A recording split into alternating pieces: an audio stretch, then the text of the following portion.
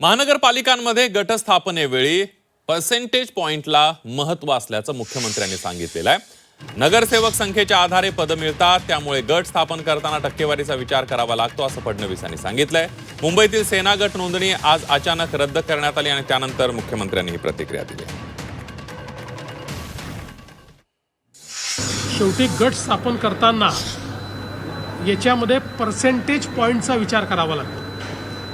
त्यामुळे कधी एकत्रित करून फायदा होतो, कधी वेगवेगळे करून रजिस्टर करून फायदा होतो, कधी एखादा गट एकासोबत जोडून फायदा होतो। शेवटी सगळं गणित जे आहे, महापौर जर सोडले, महापौर आणि उपमहापौर, तर सगळे पदं ही तुमच्या एकूण संख्येच्या किती टक्के तुमची पर्सेंटाईल तयार होतं याच्यावर तुम्हाला पुढची पदं मिळतात।